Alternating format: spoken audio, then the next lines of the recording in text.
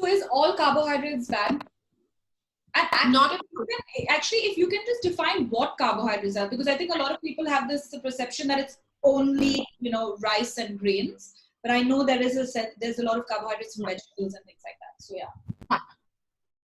So that's a really interesting question. And it's such an ironic answer because you get all your nutrition from carbohydrates, right? Because all plant foods are carbohydrates. So when you're looking at anything that's a plant, that's a vegetable or a fruit, it is carbohydrates. Mm-hmm. But if you noticed when I talked about diets, I was talking about a high carbohydrate diet. Where your entire diet, your calories have to be coming from somewhere, right? When your calories are coming primarily from carbohydrate, then it is called a high carb diet. When your calories are coming from other sources, say protein, then it's a high protein diet. When your bulk of your calories are coming from fat, it's a high fat diet. That's it. You need a lot of carbohydrates in your diet. You need your vegetables and you need your fruit, but you need the low calorie, low carb variants of that carbohydrate. Okay. So in a carbohydrate, for example, if you take 0 to 100 as a scale, and your white sugar is 100 on 100. Okay, it's 100 grams of sugar for 100 grams of that carb, right? So it's basically 100 on 100 on your poison scale because you're just having sugar for every bite of white sugar that you consume. Now, if you look at spinach, it may have about 1 gram of sugar and 99% of it is just nutrition in that 100 grams of carbs that you're consuming. Right? So you look at how much nutrition to sugar ratio is in your carbohydrate and you want more nutrition and less sugar. There's nothing that won't have sugar. Even your spinach and kale will have a carbohydrate content, but you're getting fiber, you're getting nutrients, you're getting water, and you're getting that much sugar for the same amount. So you would have to have like 60 bowls of spinach to have the equivalent of, say, a slice of bread in terms of carbohydrate content. Okay. And is it the gluten that is also, I mean, yes, you have the sugar part of it, but what is your thought on gluten? Because that's also another whole, topic altogether. So gluten, which is primarily comes from the wheat plant. Now, the thing about wheat is, right, it's one of the most dangerous sources of carbohydrate that you can have. Wheat, obviously sugar, wheat, and a lot of grains. And the reason is that although we feel that our ancestors were having grains and they were fine, and why do we have to stop having grains because that can't be the problem? When you really understand what has happened to grains in the last couple of years, I remember I was reading an article where there was a scientist in the 80s or between the 60s and 80s, it was about a generation ago, looking to solve world hunger because that was the problem we were having then, right? And all the science and a lot of research around plant biology went into creating more food for the population. Now, grains is a great way to create more food. And what scientists were working on doing is creating more grains from a certain amount of land. Basically, if I'm a farmer, I own this much land, how do I get more crop per acre of land? That is going to solve the world hunger problem. So plants were hybridized accordingly. They were hybridized and merged with each other to form a new variety of plant to solve that purpose, which was to grow more, to grow faster, to grow more in the land, to have less wastage and all of those things. Is that what GMO is? That's genetically modified is when you actually mess with the genes. Okay. Scientifically, but this is the step before GMO, which is hybridization. Okay. So, for example, now if you have a human being and a human being who mate, there are 46 chromosomes in mother, 46 chromosomes in father, they mate and the child gets 46, the offspring. With plant biology, if one strain of plant has 16 chromosomes and the other has 16, when they mate, it becomes 32, right? And then you mate that with another plant which has another 10 chromosomes, you're getting 42. Right. So what you're doing is you're adding genetic information into each offspring. Okay. So genetic information codes for proteins, right? The current wheat plant has about 110 chromosomes more added to it. And to explain to you what that means for us, the difference between a human being and an ape is 1 chromosome. And you can see the vast difference in species that have been created. Imagine 110 additional pieces of information that are there. Each chromosome codes for thousands of proteins and thousands of enzymes. One of those thousands from one chromosome is gluten. right? So gluten is something that human beings are allergic to. No one can deal with gluten. It's not like I'm gluten sensitive and you're not. Human beings can't digest gluten. It causes a lot of issues in the body. It causes a lot of issues with gut health, kind of blocks the gut from absorbing the nutrients. Similarly to gluten, there are many other proteins that are created that we don't even know of the exact impact on health. We know it's negative. It's not like it's not a superfood. And it's no one's fault. It was just hybridized for a particular reason. We achieved that reason. We have tons of yield, but it was never tested for human health.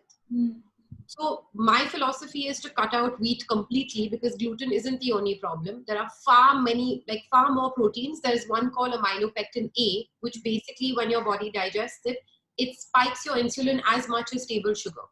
So eating wheat, you're eating table sugar, your body does not know the difference because this protein is giving it that signal.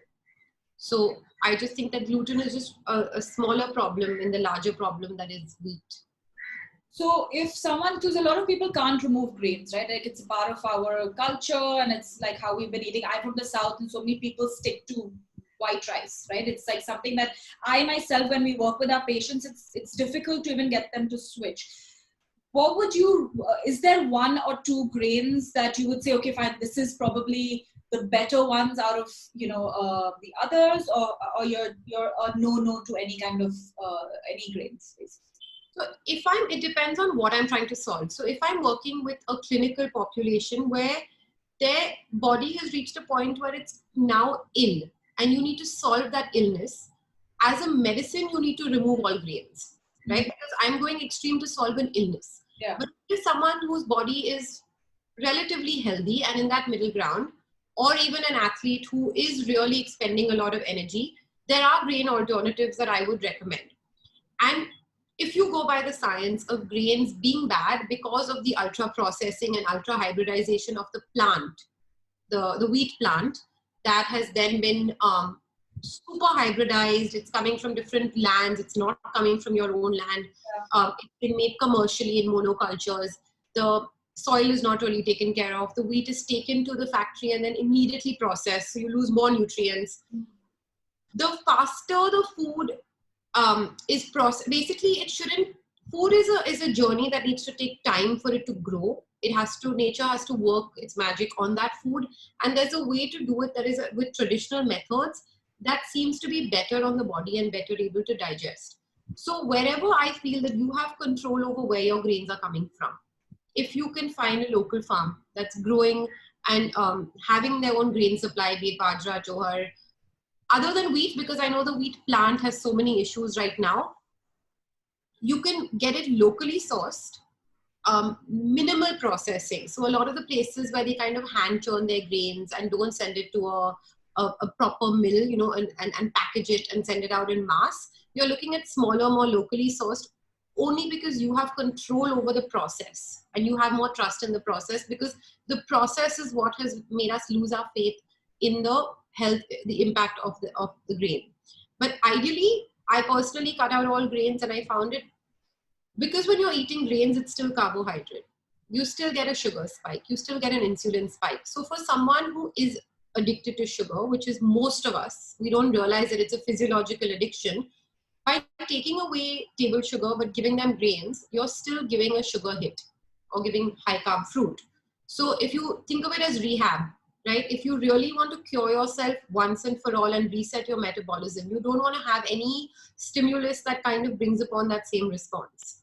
So you remove grains completely, and a great alternative is nut and seed flours, almond flour, coconut flour, flaxseed flour, you get pumpkin seed flour.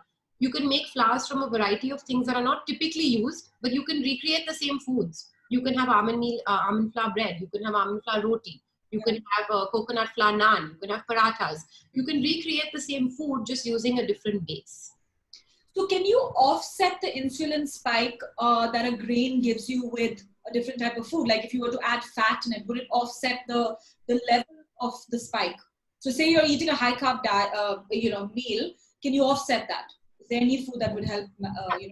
So it's not the particular food. Ideally, yes, fats help you offset a lot of it helps you basically coat anything with fat it helps you digest it slower, so it doesn't hit your system as hard in terms of insulin. Pure sugar is probably not a good idea. Pure carbs is a meal. But again, it depends on the body that's dealing with it. If the body is a type 2 diabetic, it is someone who's ill, it is someone whose metabolism has snapped, the metabolism is not able to handle it.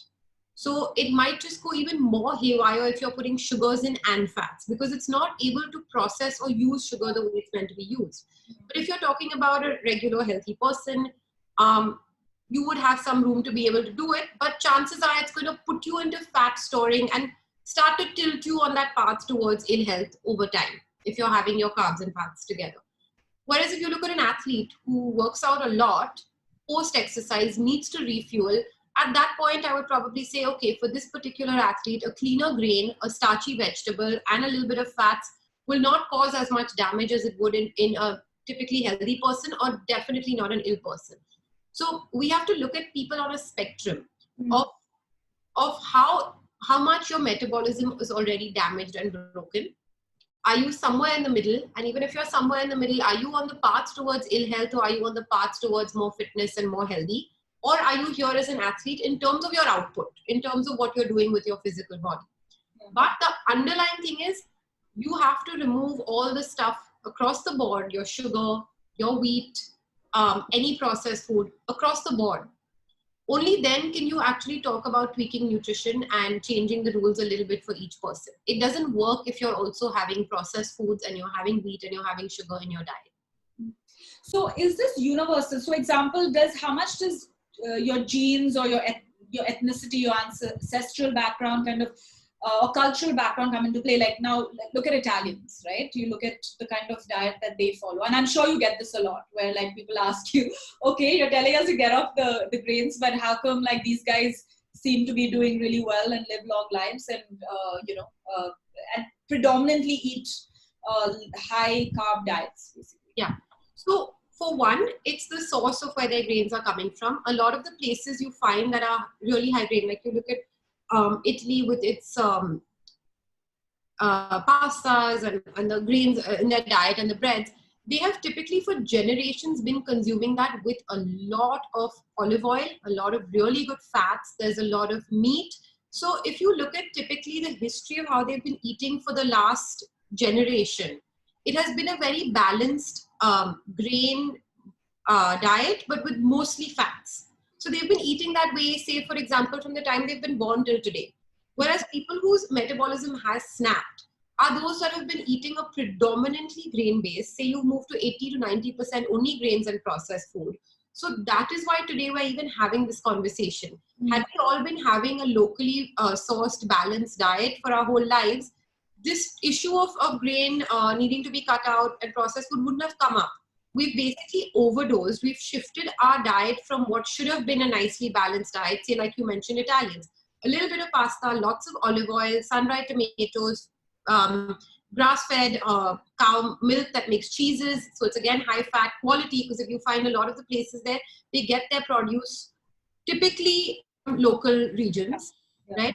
And that's the healthy way to eat. And had we been eating like that our entire life, we would have been fine.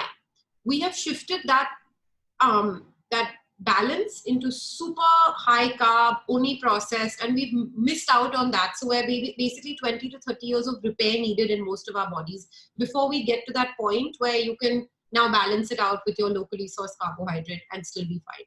Yeah.